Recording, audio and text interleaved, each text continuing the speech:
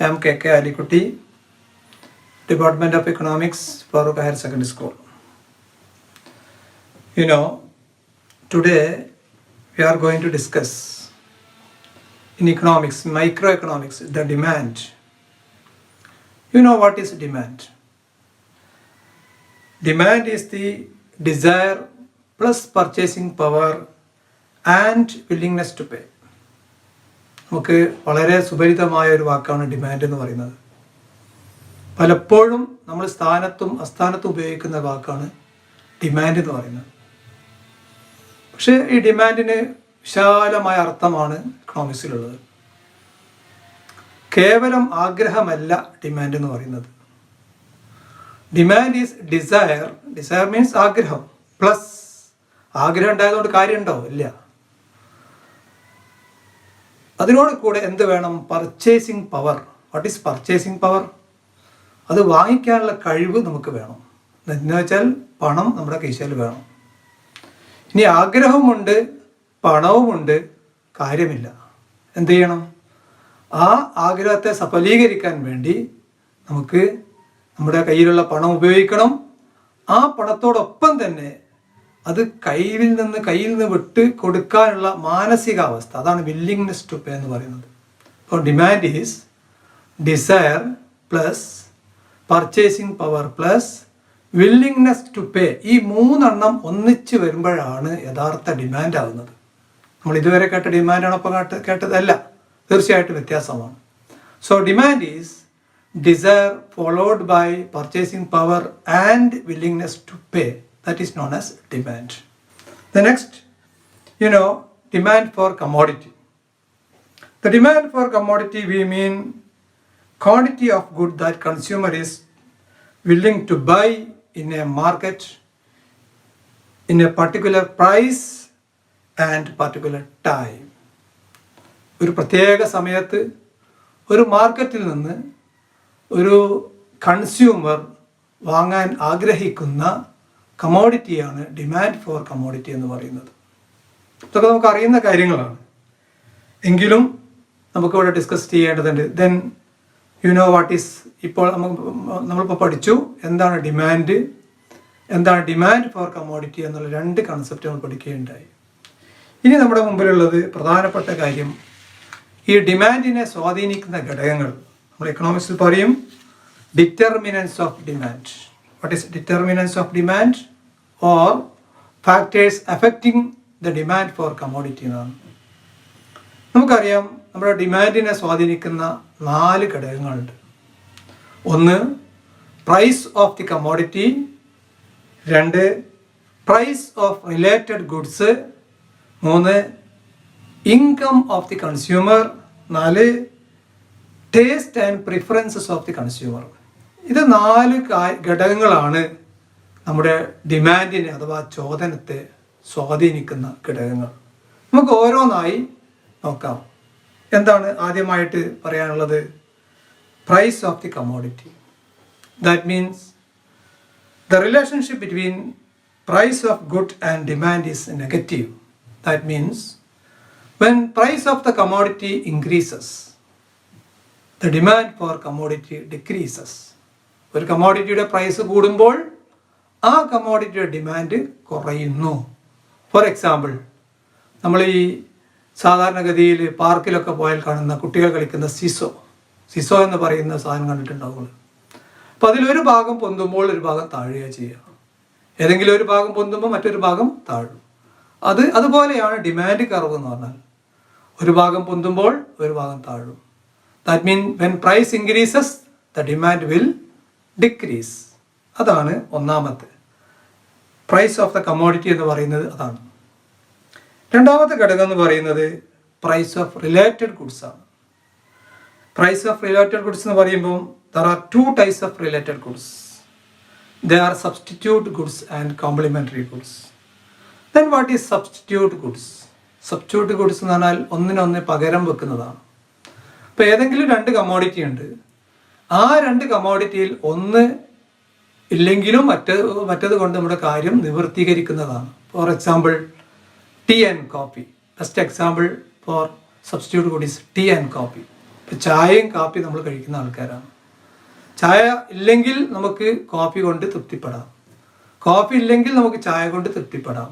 ഇത് സാധാരണഗതിയിൽ നടക്കുന്ന കാര്യമാണ്. അപ്പോൾ ഇവിടെ എന്ത് സംഭവിക്കുമെന്ന് ചോദിച്ചാൽ, ഇപ്പോൾ ചായയുടെ വില കൂടിയാൽ എന്താ സംഭവിക്കാൻ പോകുന്നത്? കോഫിയുടെ ഡിമാൻഡ് കൂടുകയാണ് ചെയ്യുന്നത്. ചായയുടെ വില കൂടിയാൽ കോഫിയുടെ ഡിമാൻഡ് കൂടുന്നു. അപ്പോൾ ഇതാണ് ഈ തിയറി എന്ന് പറയുന്നത്. സബ്സ്റ്റിറ്റ്യൂട്ട് ഗുഡ്സിൻ്റെ കേസിൽ അങ്ങനെയാണ്. എന്നാൽ കോംപ്ലിമെൻ്ററി ഗുഡ്സ് എന്ന് പറയുന്ന സാധനമുണ്ട്. എന്താ കോംപ്ലിമെൻ്ററി ഗുഡ്സ്? ഒന്നിനോടൊന്ന് ചേർന്ന് പോകുന്ന ഗുഡ്സിനെയാണ് നമ്മൾ എന്താ പറയുക, കോംപ്ലിമെൻ്ററി ഗുഡ്സ് എന്ന് പറയുന്നത്. ഫോർ എക്സാമ്പിൾ, നമ്മൾ ഷൂസ് ആൻഡ് ഷോക്സ്.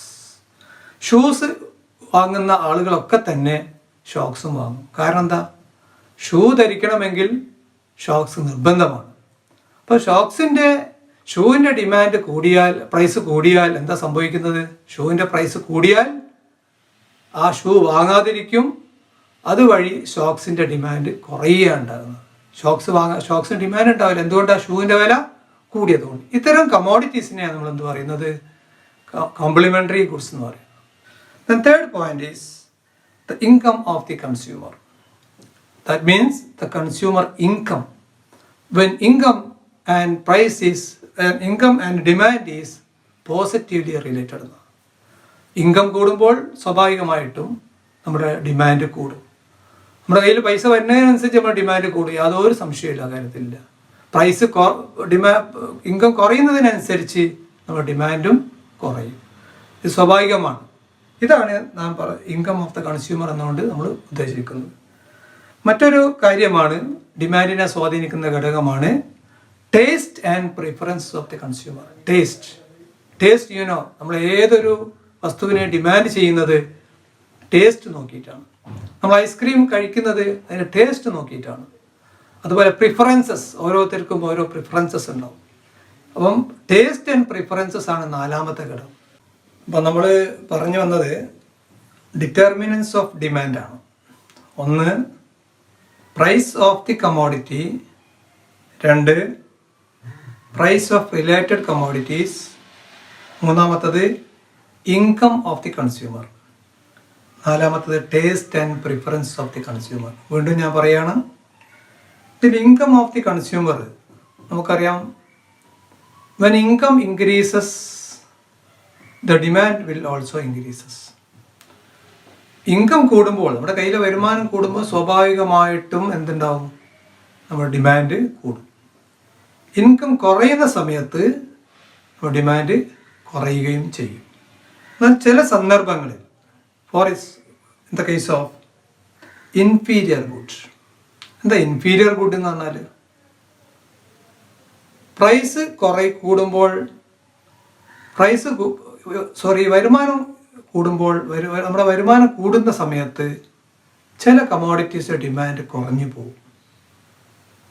എന്ന് വെച്ചാൽ, നമ്മൾ വളരെ പാവപ്പെട്ട ആളായിരുന്നു, ഇപ്പം നമ്മുടെ കയ്യിൽ നല്ല പണമുണ്ട്. പണം ഉണ്ടാകുമ്പോൾ നമ്മൾ നേരത്തെ ഉപയോഗിച്ച ചില കമോഡിറ്റീസൊക്കെ ഉണ്ടാവും. ഇപ്പോൾ കേരളത്തിൽ പറയുമ്പോൾ ടാപ്പിയോക്ക, ദേശീയ തലത്തിൽ ബജ്ര, ചോളം പോലുള്ള സാധനങ്ങൾ, ഇതൊക്കെ പാവപ്പെട്ടവരുടെ ഭക്ഷണമായി കഴിച്ച സംഭവമായിരുന്നു. പക്ഷേ അവരുടെ കയ്യിൽ കൂടുതൽ പണം വരുമ്പോൾ അവർ അരിയിലേക്കും ഗോതമ്പിലേക്കും മാറുന്നു. അതുകൊണ്ട് അത്തരം കമോഡിറ്റീസ് നമ്മൾ പറയുന്ന പേരാണ് ഇൻഫീരിയർ ഗുഡ് എന്ന് പറഞ്ഞാൽ. ഇൻഫീരിയർ എന്ന് പറഞ്ഞാൽ വരുമാനം കൂടുമ്പോൾ, നമ്മുടെ കയ്യിലെ വരുമാനം കൂടുന്നതിനനുസരിച്ച് അത്തരം കമോഡിറ്റീസിൻ്റെ ഡിമാൻഡ് കുറയുന്നു എങ്കിൽ ആ കമോഡിറ്റീസ് നമ്മൾ എന്ത് പറയുക? ഇൻഫീരിയർ ഗുഡ് എന്ന് പറയും. The fourth one is taste and preferences. ഞാൻ നേരത്തെ പറഞ്ഞു, ടേസ്റ്റും പ്രിഫറൻസസും അത് അവിഭാജ്യ ഘടകമാണ്.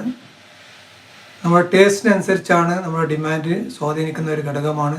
ടേസ്റ്റ് വേണം, ഓരോരുത്തർക്കും ഒരു ടേസ്റ്റ് വേണം. അത് ഓരോ വ്യക്തികളിൽ നിന്ന് വ്യക്തികൾ വ്യത്യാസപ്പെട്ടിരിക്കുകയാണ്. പ്രിഫറൻസസ്, ഓരോരുത്തർക്ക് മുൻഗണന ഉണ്ടാവും. അപ്പോൾ ഈ 4 കാര്യങ്ങളാണ് ഡിമാൻഡിനെ സ്വാധീനിക്കുന്ന ഘടകങ്ങൾ. അപ്പോൾ നമ്മൾ എന്തൊക്കെയെന്ന് പറഞ്ഞ്, what is demand? Demand is, അതിൻ്റെ ഡെഫിനിഷൻ നമ്മൾ അറിഞ്ഞിരിക്കണം. Demand is the desire plus purchasing power plus willingness to pay ഇത് മൂന്ന് വന്നാലേ എന്തുണ്ടാവുള്ളൂ? ഡിമാൻഡ് ആകുന്നുള്ളൂ. Then demand for commodity. Consumer എപ്പോഴാണ് ഡിമാൻഡ് ചെയ്യുന്നത് നമ്മൾ ഇപ്പോൾ സംസാരിച്ച് കഴിഞ്ഞു. അതുപോലെ household demand. Household demand means individual demand എന്നുള്ളതാണ്, വ്യക്തികളുടെ ഡിമാൻഡാണ്. ആ വ്യക്തികളുടെ ഡിമാൻഡാണ് നമ്മുടെ മൊത്തം ഡിമാൻഡായി മാറുന്നത്. അതിനെ നമ്മൾ പറയുന്നത് മാർക്കറ്റ് ഡിമാൻഡ് എന്നാണ്.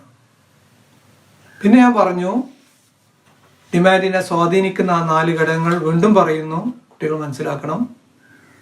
4 ഘടകങ്ങളാണ്. 1 പ്രൈസ് ഓഫ് ദി, വീണ്ടും പറയും, price of the commodity, price of related commodity, income of the consumer, taste and preferences of the consumer. These are the 4 factors which affecting or which determine the demand for a commodity. Okay, മനസ്സിലായല്ലോ കാര്യങ്ങൾ? ആർക്കെങ്കിലും എന്തെങ്കിലും doubt ഉണ്ടോ? ഇല്ല, ഉണ്ടെങ്കിൽ ചോദിക്കണം. വളരെ സിമ്പിളായ കാര്യമാണ് പഠിച്ചത്. എക്കണോമിക്സിൻ്റെ ബേസിക് കൺസെപ്റ്റ്സാണ് ഡിമാൻഡ് എന്ന് പറയുന്നത്. ആ ഡിമാൻഡ് എന്ന് പറയുന്ന കൺസെപ്റ്റ് നമ്മൾ സാധാരണ സ്ഥാനത്തും അസ്ഥാനത്തും ഉപയോഗിക്കുന്ന വാക്കുകളാണ്, എന്നും ഉപയോഗിക്കുന്ന വാക്കാണ്. പക്ഷേ ഇതുവരെ നമ്മൾ ഉപയോഗിച്ച ഡിമാൻഡ് കൺസെപ്റ്റ് അല്ല ഇനി അങ്ങോട്ട് സാമ്പത്തിക ശാസ്ത്രം പഠിച്ച നമ്മൾ ഉപയോഗിക്കേണ്ടത്. ഈ ഒരു കൺസെപ്റ്റിലോ ഡിമാൻഡ് എന്ന് പറയുമ്പോൾ നമ്മുടെ മനസ്സിൽ ഓടി വരണം, പർച്ചേസിങ് പവർ വേണം, വില്ലിങ്നെസ് ടു പേ വേണം, ആഗ്രഹങ്ങളും വേണം. ഈ ആഗ്രഹങ്ങളും പർച്ചേസിങ് പവറും വില്ലിങ്നെസ് ടു പേ എന്നുള്ള ഈ കൺസെപ്റ്റ് കൂടി ചേരുമ്പോൾ മാത്രമേ അത് യഥാർത്ഥ ഡിമാൻഡ് ആവുന്നുള്ളൂ. പല ആളുകൾക്കും ആഗ്രഹമുണ്ടാവും, പക്ഷെ ആഗ്രഹം ഉണ്ടായിട്ട് കാര്യമില്ല. പർച്ചേസിങ് പവറും ഉണ്ടാവും, പർച്ചേസിങ് പവർ ഉണ്ടായിട്ട് കാര്യമില്ല. എന്ത് വേണം? നമുക്കവിടെ കയ്യിൽ നിന്ന് കീശയിൽ നിന്ന് പണം എടുത്ത് കൊടുക്കാനുള്ള വില്ലിങ്നെസ്. പല പിശുക്കന്മാർക്കും അത് ഉണ്ടാവാൻ സാധ്യതയില്ല, അല്ലേ? അതാണ് പിശുക്കന്മാർ എന്ന് പറഞ്ഞാൽ എന്താണ്? അവസാനം ഈ സാധനം എടുത്ത് ചെലവഴിക്കാനുള്ള ഒരു മാനസികാവസ്ഥയിൽ അദ്ദേഹം എത്തുന്നില്ല എന്നുള്ളതാണ് പ്രശ്നം. 4 കാര്യം ഡിമാൻഡ്, അതുപോലെ 4 കൺസെപ്റ്റ്, 4 ഘടകങ്ങളാണ് ഡിമാൻഡിനെ സ്വാധീനിക്കുന്നത്. 4 വ്യക്തമായിട്ട് മനസ്സിലാക്കിയിരിക്കണം. Okay, thank you. സബ്സ്റ്റിറ്റ്യൂട്ട് ഗുഡിന് ഉദാഹരണമോ? സബ്സ്റ്റിറ്റ്യൂട്ട് ഗുഡിന് ബെസ്റ്റ് എക്സാമ്പിൾ ടീ ആൻഡ് കോഫിയാണ്. അഥവാ നമ്മൾ ടീ എന്ന് പറയുന്നതും കോഫി എന്ന് പറയുന്നതും ഇത് രണ്ടും കഴിച്ചാൽ നമുക്ക് ഒരേ ഇഫക്റ്റ് ഉണ്ടാവുക. നമുക്ക് ടീ കിട്ടിയില്ല, നമുക്ക് കോഫി കഴിക്കാം. കോഫി കിട്ടിയില്ല, ടീ കഴിക്കാം. ഇപ്പോൾ ഉദാഹരണം നമുക്കറിയാം, നമ്മൾ ഇന്ത്യൻ റെയിൽവേയിലൊക്കെ യാത്ര ചെയ്യുമ്പോൾ നമുക്ക് കാണാം ചായ ചായ ചായ എന്ന് പറഞ്ഞു വരും, കോഫി കോഫി കോഫി എന്ന് പറഞ്ഞു വരും. ഈ സമയത്ത് കോഫി ഇടയ്ക്കിടയ്ക്ക് പണ്ട് എപ്പോഴും കോഫി ഇങ്ങനെ വരാറുണ്ടായിരുന്നു. ചായ പലപ്പോഴും ഇടയ്ക്കിടയ്ക്കേ വരാറുള്ളൂ. കാരണം എന്താ? കോഫിക്ക് അന്ന് വില 8 റുപ്യ ആകുമ്പോൾ ചായക്ക് 5 റുപ്യ ആയിരുന്നു. അപ്പോൾ കോഫി ഇങ്ങനെ വിൽക്കുന്നവർക്ക് താല്പര്യം അതായിരുന്നു. പക്ഷേ ചായക്ക് 5 റുപ്യ കൊടുത്താൽ നമുക്ക് ചായ കിട്ടും. ബുദ്ധിയുള്ളവൻ എന്ത് ചെയ്യും? ചായ കഴിക്കും. കാരണം എന്താ? കോഫി കഴിക്കില്ല, 8 റുപ്യ കൊടുക്കണ്ടേ? അപ്പോൾ എന്താ ചായ സബ്സ്റ്റിറ്റ്യൂട്ട് കൂട്ടുക. ചായ ഇല്ലെങ്കിലും കോഫി മതി എന്നുള്ള തോന്നലുണ്ടായിരുന്നു. അതാണ് സബ്സ്റ്റിറ്റ്യൂട്ട് ഗുഡ് എന്ന് പറയുന്നത്. Then what is next? What is your what is inferior good? ഒന്നും കൂടി പറയാം. ഇൻഫീരിയർ ഗുഡ് എന്ന് പറഞ്ഞാൽ നമ്മുടെ വരുമാനം കൂടുന്നതിനനുസരിച്ച് ചില കമോഡിറ്റീസിൻ്റെ ഡിമാൻഡ് കുറയുന്നുണ്ടെങ്കിൽ അതിന് പറയുന്ന പേരാണ് ഇൻഫീരിയർ ഗുഡ് എന്ന് പറയുന്നത്. ഞാൻ പറഞ്ഞു, നമ്മളൊക്കെ നമ്മുടെ നാട്ടിൽ പല തരത്തിലുള്ള ഗുഡ്സ് ഉണ്ട്. സുപ്പീരിയർ ഗുഡ്സ്, ഇപ്പോൾ ഉത്തരേന്ത്യയിലൊക്കെ പോയാൽ ബജ്ര, ചോളം കഴിക്കുന്ന ആളുകളുണ്ട്. ചോളം രാവിലെയും വൈകുന്നേരവും ഒക്കെ കഴിക്കുന്ന ആളുകളുണ്ട്. അവർക്ക് അരിയും ഗോതമ്പും വാങ്ങാൻ പണമില്ലാത്തതുകൊണ്ടായിരുന്നു കഴിച്ചിരുന്നത്. മറ്റേ യഥേഷ്ടം കിട്ടുന്നതാണ് ചോളം എന്ന് പറയുന്നത്. അപ്പം അവരുടെ കയ്യിൽ പണം എത്തിയാൽ അവരാദ്യം ചെയ്യുന്നത് എന്താ ചെയ്യുക? അരിയും ഗോതമ്പും വാങ്ങും. അരിയും ഗോതമ്പും വാങ്ങുക എന്ന് പറഞ്ഞതിൻ്റെ അർത്ഥം എന്താ? ബജ്രയുടെ ഡിമാൻഡ് കുറയുക എന്നുള്ളത്. അതാണ് അപ്പം ബജ്ര ഇൻഫീരിയർ ഗുഡാണ്. മനസ്സിലായോ? Okay. Complementary goods. Complementary goods means ഒന്നിനൊന്ന് യോജിപ്പിച്ച് കൊണ്ടുപോകുന്ന ഗുഡ്സാണ്. ഒന്നുണ്ടെങ്കിൽ, അതായത് ഇപ്പോൾ ഷൂ വാങ്ങണമെങ്കിൽ, ഷൂ വാങ്ങുകയാണെങ്കിൽ നിർബന്ധമായിട്ടും ഷോക്സ് നമുക്ക് ആവശ്യമാണ്. അപ്പോൾ ഷൂവിൻ്റെ അക്കൗണ്ടിൽ ഷോക്സിൻ്റെ ഡിമാൻഡ് കൂടുന്നു. അത്തരം കമ്മോഡിറ്റീസ് നമ്മൾ പറയും കോംപ്ലിമെൻ്ററി ഗുഡ്സ്. ഇപ്പം 4 കൺസെപ്റ്റ് പറഞ്ഞു. കോംപ്ലിമെൻ്ററി ഗുഡ്സ് പറഞ്ഞു, സബ്സ്റ്റിറ്റ്യൂട്ട് ഗുഡ്സ് പറഞ്ഞു, ഇൻഫീരിയർ ഗുഡ് പറഞ്ഞു, നോർമൽ ഗുഡ് പറഞ്ഞു. ഈ 4 കൺസെപ്റ്റ് നമുക്ക് അറിഞ്ഞിരിക്കണം. Okay, thank U.